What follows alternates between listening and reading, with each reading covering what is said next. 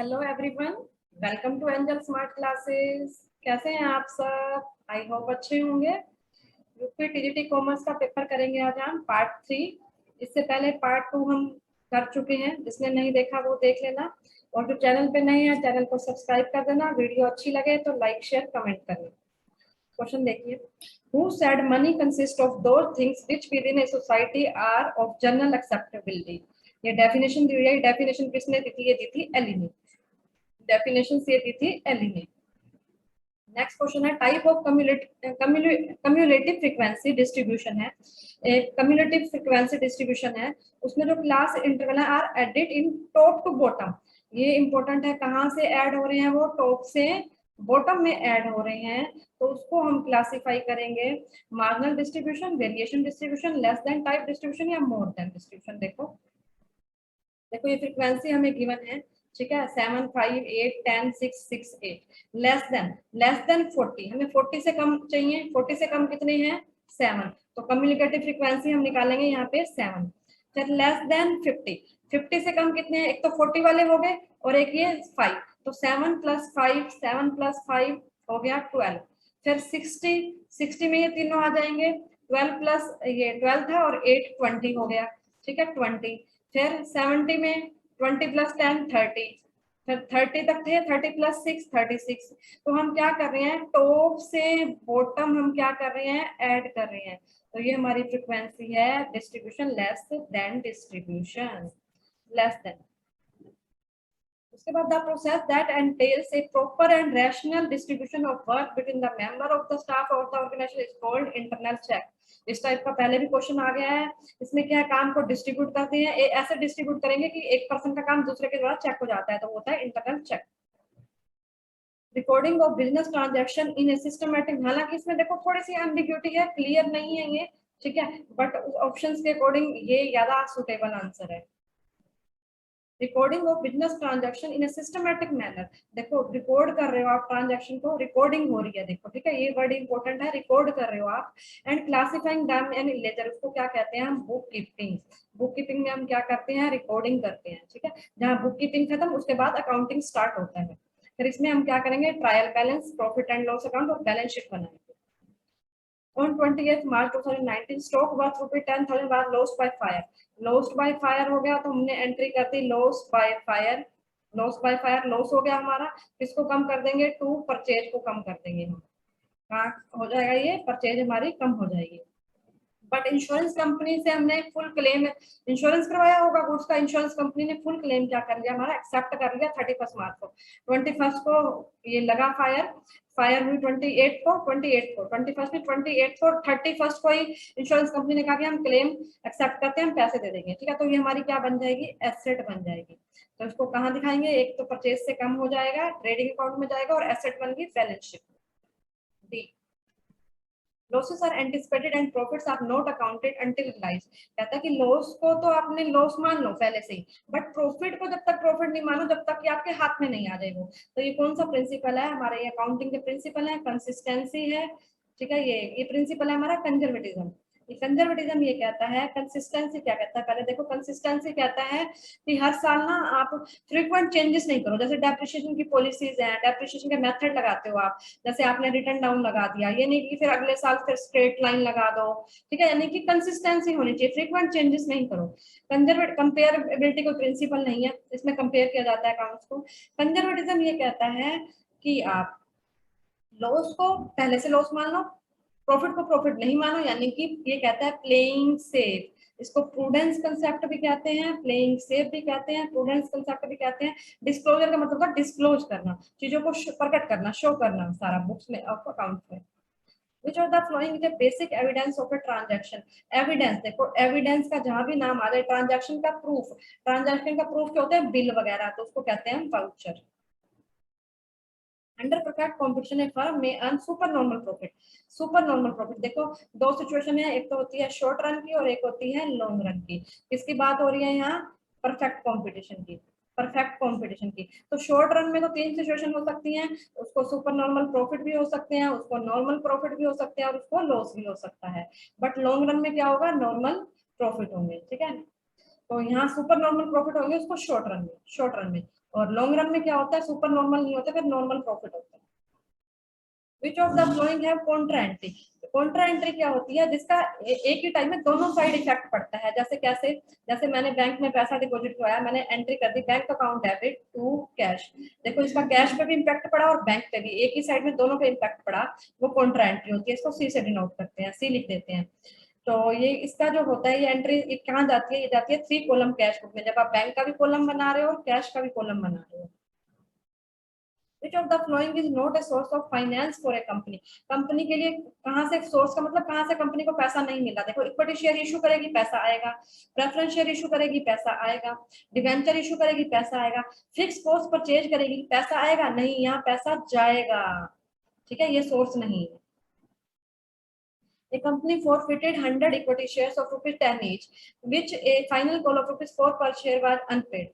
4 per share was uncalled थी, नहीं the final call, but minimum rate share this share will reissue by the company. कितने पे issue करे, देखो 10 का शेयर था, कंपनी के पास कितने पैसे नहीं आए, 4 नहीं आए, 6 तो कंपनी के पास आए हुए हैं, तो मिनिमम कितने में इशू करेगी, 4 में। जो नहीं आए मिनिमम क्या आएगा, 4, जो उसको नहीं मिले, 6 तो मिल चुके हैं उसको, तो उसके पास आ चुके हैं मिनिमम। देखो मेरे पास एक चीज है, 10 रुपए की चीज है, ठीक है, मैंने जिसमें से 6 रुपए तो कमा लिए, ठीक है, अब मैं उसको कितने में सेल करूंगी, 6 तो मैं कमा बैठी हूँ, 4 में ही सेल करूंगी ना। On the dissolution of a firm, the amount realized from an unrecorded asset is transferred to, देखो डिसोल्यूशन के टाइम अनरिकॉर्डेड एसेट है, ठीक है, अनरिकॉर्डेड, हमने रिकॉर्ड नहीं करी थी, तो रिलाइज होगी तो बैंक में पैसा आ जाएगा, bank account debit to realisation account, तो ये कहाँ ट्रांसफर करेंगे, रिलाइजेशन में। क्या रिकॉर्ड होती जब भी रिलाइजेशन में जाती है, ठीक है, सारी एसेट्स हैं रिलाइजेशन में जाएंगी, पहले अगर रिकॉर्ड होती तो पहले एक बार यहाँ दिखा देते, फिर यहाँ पैसा आ जाता, ठीक है, पहले डेबिट में बुक वैल्यू पे दिखाते, फिर क्रेडिट में पैसा आ जाता, रिकॉर्ड नहीं है तो यहाँ नहीं आएगी, सीधा यहीं हो जाएगी। Which of the following is not a form of large scale retail trading? Large scale पे देखो डिपार्टमेंटल स्टोर है, सुपरमार्केट, देखो नाम से ही पता लग रहा है, बड़े बड़े मल्टीपल चेन्स, भाई कई जगह उनके मल्टीपल चेन्स है, बहुत जगह, जैसे आपने देखा भी होगा आपके आसपास, आपके सिटी में कई बार जो होती है ना, एक चेन सी खुल जाती है, एक शॉप खोलते हैं फिर अगले कुछ और एरिया में जाके दूसरी, फिर और एरिया में जाके तीसरी, ऐसे चैन सी बन जाती है, ठीक है, वो तो फिर बल्क में ही बाय करते हैं, वो बल्क में कर, वो स्मॉल में रिटेल में सेल कर सकते हैं, लेकिन बाय तो बल्क में ही करते हैं। सारी क्या है, बड़ी बड़ी शॉप्स ही हैं सारी ये, ठीक है, बड़ा सारा काफी सारे गुड्स रखते हैं ये सारी सारी, सुपरमार्केट में काफी गुड्स मिलेंगे आपको, डिपार्टमेंट बने होते हैं, मल्टीपल चेन स्टोर में भी काफी गुड्स मिलेंगे आपको। जो छोटा है इसमें नोट ए फॉर्म है, लार्ज स्केल का नहीं है, वो छोटा है किराना भंडार, देखो हिंदी में पता चल रहा है किराना भंडार। ऑडिटिंग बिगिंस वेयर, ऑडिटिंग वहां देखो सबसे पहले क्या होती है, बुक कीपिंग होगी, बुक कीपिंग मीन्स रिकॉर्ड करेंगे, जहां बुक कीपिंग एंड वहां क्या स्टार्ट, अकाउंटिंग स्टार्ट, जहां अकाउंटिंग एंड वहां क्या स्टार्ट, ऑडिटिंग स्टार्ट, ठीक है, ये सीक्वेंस में चलेगा, book keeping and accounting start, accounting and auditing start, तो ऑडिटिंग वहां से स्टार्ट होगी जहां अकाउंटिंग एंड होती है। ये हमने किया भी था मैराथन में, मैराथन क्लास उसमें जब हमने रिवीजन की थी ना, रिवीजन सीरीज में, ये ऑडिटिंग की रिवीजन सीरीज, ये हमने क्वेश्चन किया भी था, हमने थोड़ा ऐसे किया था, अकाउंटिंग जहाँ स्टार्ट्स एंड होती है तो ऑडिटिंग स्टार्ट्स होती है, हमने उल्टा किया था थोड़ा। Accounting equation assets is equal to liability plus owner, asset is equal to liability plus owner, ठीक है, ये रिप्रेजेंटेड होता है थ्रू कैसे, बैलेंस शीट, इसको क्या इक्वेशन कहते हैं, इसको बैलेंस शीट इक्वेशन भी कहा जाता है। बैलेंस शीट में हम यही तो करते हैं, एक साइड एसेट दूसरी side liability plus capital. According to Malthus the population of a country grow, कैसे बढ़ती है पॉपुलेशन, भाई वो कहता है पॉपुलेशन इतने, माल्थस कहता है कि जो रिसोर्सेज होते हैं वो इतनी तेजी से नहीं बढ़ते, ठीक है, लेकिन जो पॉपुलेशन होती है वो मल्टीपल में बढ़ती है, वो है ज्योमेट्रिकली मल्टीपल्स में बढ़ती है। The Gresham law specifies that, ये पहले भी आया हुआ है ये ग्रेशम लॉ वाला, ठीक है, ग्रेशम लॉ क्या कहता है, स्पेसिफाइज दैट ये good money drives bad money, नहीं bad money drives good money out of circulation. सी कहता है कि बैड मनी जो होती है वो क्या करती है, गुड मनी को सर्कुलेशन से बाहर कर देती है, ठीक है, जैसे आपके पास सोने के सिक्के और चांदी के सिक्के हैं, ठीक है, दोनों की वैल्यू सेम हो, फेस वैल्यू सेम है, बट गोल्ड के प्राइस, गोल्ड की मेटल के प्राइस ज्यादा है तो आप गोल्ड वाले को स्टोर करोगे, सिल्वर वाले को दोगे, ठीक है, तो यही कह रहा है कि बैड मनी क्या करती है, ड्राइव कर देती है गुड मनी को आउट ऑफ सर्कुलेशन, सर्कुलेशन से बाहर कर देती है। Which one is not the method of collecting primary data? Primary data वो होता है जो फर्स्ट टाइम कलेक्ट किया जाता है। डाटा टू टाइप का होता है, प्राइमरी और सेकेंडरी। प्राइमरी क्या होता है जब आप खुद कलेक्ट करते हो। सेकेंडरी बना बनाया है ये, ठीक है, बना बनाया खाना मिल गया आपको, खाना है जस्ट, यहाँ पे आपको बनाना भी पड़ेगा। ठीक है, तो कैसे कैसे आप कलेक्ट कर सकते हो प्राइमरी डाटा? आप इंटरव्यू ले सकते हो खुद जाके, ठीक है, इंटरेक्ट इंटरव्यू ले सकते हो, किसी और के थ्रू पूछ सकते हो, उस बंदे के पास नहीं जाके उससे किसी फ्रेंड से पूछ सकते हो। क्वेश्चनियर वगैरह क्वेश्चंस होते हैं इसमें, क्वेश्चंस आप उनसे फिल करवा सकते हो कि इनके आंसर दो। क्वेश्चंस आपने दिए, उनके आंसर देंगे तो आपको डाटा मिल जाएगा। कलेक्टिंग थ्रू इन्यूमरेटर्स, इसमें और इसमें ये फर्क है, इसमें भी क्वेश्चंस होते हैं, इसमें भी क्वेश्चंस होते हैं। इसमें रिसर्चर जो है वो दे देगा क्वेश्चन या रिस्पोंडेंट भरेगा, इसमें रिसर्चर जो है खुद फिल करता है। कलेक्शन थ्रू लोकल सोर्स, किसी कहीं लोकल किसी बंदे के पास जाके वहां से भी आप डाटा खुद जाके कलेक्ट करते हो, हर जगह से आप डाटा ले रहे हो। ठीक है, जो इसमें देखो डायरेक्ट पर्सनल इन्वेस्टिगेशन कर रहे हो, इनडायरेक्ट ओरल कर रहे हो, ओरल रिटर्न कुछ नहीं, सब आ जाएंगे, शेड्यूल भी है। लेकिन जो इकोनॉमिक सर्वे पब्लिकेशन देखो ये पब्लिश्ड है ऑलरेडी, तो ये सेकेंडरी डाटा होगा हमारा। Mister x A partner in partnership firm withdraw 2000 ले रहा है at the end of each month, and में ले रहा है मंथ की, तो रेट ऑफ इंटरेस्ट क्या है 5% है। देखो 2000 ले रहा है, हर मंथ में ले रहा है, ठीक है, तो साल में कितने लेगा? जनवरी में 2000 लिए, फरवरी में लिए, तो साल में कितने? 12 महीने हो गए, तो ये हो गया हमारा 12 दूनी 24,000, 24,000 ले रहा है। रेट ऑफ इंटरेस्ट क्या है? 5% है, ये 5% इंटरेस्ट लगा दिया, तो ये आंसर आएगा 1200। क्या आएगा? 1200 आएगा। अगर यहाँ पे देखो 5% है, अगर लिखा होता 5% पर एनम, पर एनम की बात करता, फिर हम कैसे करते? फिर हम पहले ये तो लेना ही लेना है 24,000, 5/100, फिर एंड में निकाल रहा है, देखो बीच में मिड में निकालता है तो 6 मंथ का इंटरेस्ट, 6 मंथ का, मिड में, एंड में निकालता है, एंड में निकालता है, और बिगिनिंग में निकालता है। बिगिनिंग में निकालता है तो 5.5, एंड में निकालता है तो 6.5 मंथ का लेते हैं, तो यहाँ 5.5, टोटल मंथ हो गए 12, तो ये हमारा कितना आ गया था? 1200 तो आ ही गया था हमारा। इसको करने सोल्व करने से 1200, तो ये हमारा आएगा 550। ठीक है, अगर पर एनम होगा फिर 550, पर एनम नहीं है तो हमारा 1200। जबकि आंसर की में इन्होंने 550 दिया हुआ जो कि गलत है, 1200 आएगा। In sinking fund for redemption of debenture account, the amount is transferred every year from, sinking fund कर रहे हैं redemption of debenture में, the amount transferred every year from। देखो भी मेरे अकॉर्डिंग तो आना चाहिए profit and loss account, but इन्होंने दिया हुआ है आंसर की में सरप्लस अकाउंट। सरप्लस में भी उन्होंने इस वजह से दिया दिया, और प्रॉफिट एंड लॉस में जो भी एक्सपेंसेस के बाद सरप्लस बचता है तो उसमें से क्या करेंगे? हम सिंकिंग फंड में ट्रांसफर कर देंगे। बाकी हम पढ़ते तो यही है, सिंकिंग फंड में कहाँ से पैसा जाता है? प्रॉफिट एंड लॉस अकाउंट में से। एक बार आप चेक कर लेना ये वाला question. The balance amount in the joint life insurance policy reserve account is transferred to, देखो इंश्योरेंस पॉलिसी है, सबको मिलेगा पैसा, ठीक है, बैलेंस का सबको मिलेगा, ये ऑल पार्टनर सबको मिलेगा पैसा इंश्योरेंस पॉलिसी का। A systematic examination of books and reports of a business, देखो सिस्टमैटिक एग्जामिनेशन कर रहे हो आप, सिंपल सी बात ऑडिटिंग है। ऑडिटिंग में ये क्या जाता है? आप बुक्स को क्या करते हो? देखते हो कि वो ट्रू और फेयर व्यू शो कर रही है या नहीं कर रही है, कहीं कोई एरर फ्रॉड सब ये तो नहीं है, ये सब चेक करोगे ऑडिटिंग में। By whom the following definitions and management is the art of knowing what you want to do and then seeing that it did do in the best या done in the best and cheapest way, ये दिया है Taylor ने, FW Taylor ने। The enterprise exclusively owned and managed by controlled by government, या central government control करती है, state government करती है, वो होते हैं पब्लिक एंटरप्राइज। देखो अब इसमें कंफ्यूज मत होना, कंपनी में क्या होता है? कंपनी में 51% या मोर देन 51% शेयर होल्डिंग होगी सेंट्रल या स्टेट गवर्नमेंट के पास, जबकि हमें ऐसा तो कुछ नहीं दिया हुआ। इसमें कंडीशन होती है कंपनी के लिए कम से कम 51% या मोर देन 51%। मूवी भी देखी थी आपने, वो है बीवी नंबर वन, बीवी नंबर वन, जिसमें करिश्मा कपूर क्या होती है, सलमान खान, उनका झगड़ा हो जाता है, तो करिश्मा कपूर क्या कर लेती है? मोर देन 51% शेयर की ओनरशिप मिल जाती है उसको। तो ओनरशिप के लिए गवर्नमेंट जब भी ओनर होगी 51 या उससे ज्यादा गवर्नमेंट के पास होना चाहिए। तो सिंपल इसमें क्वेश्चन पूछोगे कि स्टेट या सेंटर गवर्नमेंट जिसकी ओनर होगी तो हम उसको कहेंगे पब्लिक एंटरप्राइज, ठीक है। Which of the following is correct, क्या सही है? इनकम टैक्स, ये ट्रेड नहीं, ट्रेड का खर्चा नहीं है, इनकम टैक्स उसकी इनकम पे लग रहा है तो उसका पर्सनल खर्चा है ये। Closing stock shown in trial balance is recorded in balance sheet, देखो ये वैसे ये सही है। देखो अगर हमें उसमें दिखाया हुआ है तो ट्रायल बैलेंस में तो एक जगह, देखो एडजस्टमेंट में होगा तो 2 जगह जाता है, अगर ट्रायल बैलेंस में है तो एक जगह जाएगा, एक जगह कहाँ जाएगा? बैलेंस शीट में जाएगा, ये सही है। Prepaid expenses account in nominal account, नहीं, प्रीपेड नॉमिनल नहीं है, पर्सनल में आएगा। पर्सनल में भी क्या आएगा? रिप्रेजेंटेटिव में आएगा। पर्सनल में भी क्या आएगा, रिप्रेजेंटेटिव में होगा, ठीक है। इसमें आउटस्टैंडिंग भी आ जाते हैं, प्रीपेड भी आ जाते हैं, तो पर्सनल अकाउंट है। Advance received from a customer, advance मिल गया, रिसीव हो गया कस्टमर से, क्या बन जाती है, ये लायबिलिटी बन जाती है। Dependent branch can make, dependent branch किसके बनाएगी अकाउंट्स, ओनली किसको दिखाएगी, कैश सेल्स को, क्रेडिट सेल्स, दोनों सेल्स दिखाएगी, कैश भी और क्रेडिट भी, ठीक है। Can make cash both, cash और क्रेडिट कैसे वो कर सकती है, देखो अक्षय शाखा कर सकती है, दोनों सेल कर सकती है, वो कैश सेल भी कर सकती है और क्रेडिट सेल, अकाउंट नहीं सॉरी, सेल की बात कर रही है, तो दोनों सेल करती है, कुछ उधार भी और कुछ कैश भी।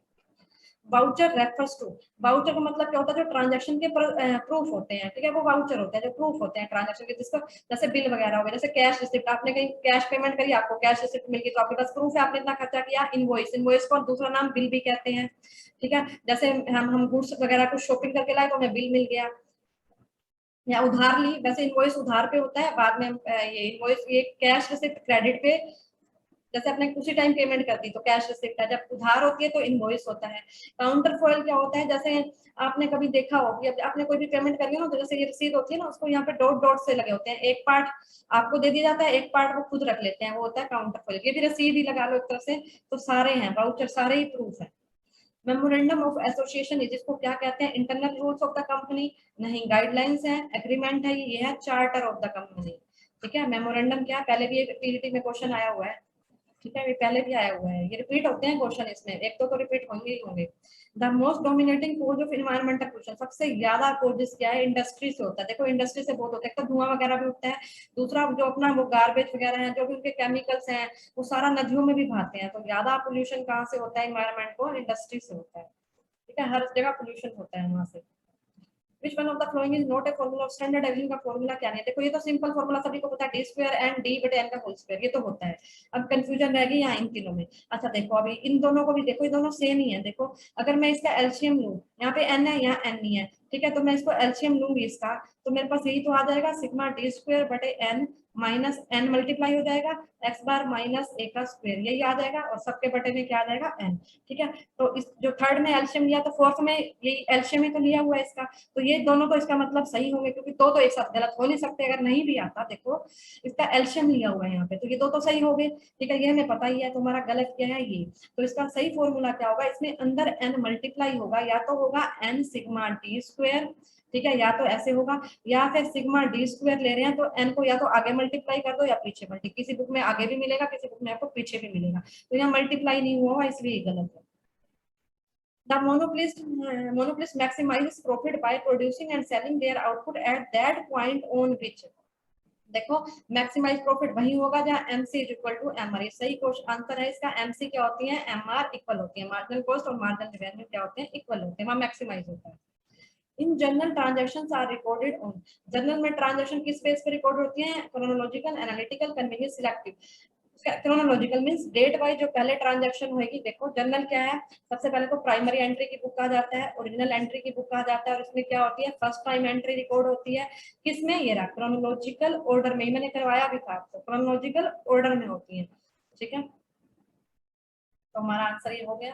उसके बाद देखो transfer of debit and credit item from journal to ledger, journal से आप ट्रांसफर कर रहे हो, जर्नल से कहाँ जा, जर्नल से लेजर में ट्रांसफर करने को क्या कहते हैं, ये देखो, देखो process of recording a transaction in journal, journal में कर रहे हो रिकॉर्ड तो उसको तो जर्नलाइजिंग कहते हैं, वो सिंपल है, जैसे जर्नल जैसे journalising. Ledger is card, ledger को क्या कहते हैं हम, प्रिंसिपल बुक कहते हैं अकाउंटिंग की, और जब ट्रांसफर कर रहे हैं जर्नल एंट्री को, जर्नल से लेजर में जा रही है, वो लेजर में जा रही है, उसको कहते हैं पोस्टिंग, तो हमारा आंसर क्या होगा, posting. Which one of the following is not an element of coordination का एलिमेंट क्या नहीं है, नोट पूछा हुआ तो ये सिंपल है, देखो कोऑपरेशन भी होगा, म्यूचुअल अंडरस्टैंडिंग, आपका कोऑर्डिनेशन होगा तो म्यूचुअल अंडरस्टैंडिंग, कम्युनिकेशन बात भी करोगे, ठीक है, कोऑपरेशन भी करोगे, मोटिवेशन जरूरी नहीं है इसमें, ठीक है, मोटिवेशन का नहीं है इसमें। A receipt issued by a commodity officer of the ship, ship का a receipt issued by the commodity officer, commodity नहीं होता, कमांडिंग ऑफिसर होगा, कमोडिटी नहीं आएगा, issued by the commodity officer the ship when the cargo is loaded on the ship, cargo load हो गया आपका, ठीक है, कार्गो लोड हो गया तो ऑफिसर होता है, आपको वो क्या देता है, मेट रिसिप्ट देता है, क्या देगा आपको, मेट रिसिप्ट देगा। Which of the following is not a feature of advertising. Advertising की क्या फीचर है? देखो पेड एक्टिविटी, आपको ऐड देनी है, पैसा तो देना पड़ेगा। आइडेंटिफाइड स्पॉन्सर, बिल्कुल। देखो अगर आपने देखा हो तो जैसे स्पोर्ट्स पर्सन जो होते हैं, स्पोर्ट्स वाले होते हैं ना, प्लेयर्स होते हैं जो स्पोर्ट्स प्लेयर, उनकी टी शर्ट वगैरह पे देखा हो तो कभी एड वगैरह होती है, स्पॉन्सर होते हैं। विजुअल और ओरल, ठीक है, बिल्कुल एड ओरल भी हो सकती है, जैसे रेडियो वगैरह पे आती है, ओरल भी हो सकती है एड, और विजुअल आपको दिखती रही है वो भी हो सकती है, बट पर्सनल नहीं है, वो हमारे पास नहीं आते हैं, पर्सनल नहीं है इसमें। If variance is 144, then the standard deviation is, देखो स्टैंडर्ड डेविएशन क्या है, वेरियांस दिया हुआ है, ठीक है। वेरियांस क्या होता है, स्टैंडर्ड डेविएशन निकालना है हमने, तो वेरियांस का रूट ले लो, ठीक है। वेरियांस का क्या ले लो, रूट ले लो, स्टैंडर्ड डेविएशन आ जाएगा। तो वेरियांस है 144, ये फॉर्मूला है इसका, ठीक है। वेरियांस का रूट निकाल दो तो हमारे पास आ जाएगा 12, आंसर आएगा हमारा 12। After completion of the audit of a company, the auditor should submit its report to, देखो ऑडिटर अपनी रिपोर्ट किसको देता है, अपनी रिपोर्ट देगा वो शेयर होल्डर को सबमिट करवाता है, ठीक है। ऑडिटर, क्योंकि शेयर होल्डर क्या होते हैं, ओनर होते हैं, ठीक है। अपॉइंट कौन करता है, इंटरनल ऑडिटर को अपॉइंट मैनेजमेंट करेगी, बोर्ड ऑफ डायरेक्टर, बट जो रिपोर्ट देगा वो शेयर होल्डर को देगा, क्योंकि शेयर होल्डर रियल ओनर होता है। तो हमारा ये कंप्लीट हो गया paper. Thank you so much. जो चैनल पे नए हैं चैनल को सब्सक्राइब कर लेना, और वीडियो अच्छी लगी है तो लाइक शेयर और कमेंट भी जरूर करें। मिलते हैं नेक्स्ट लेक्चर में, तब तक के लिए बाय।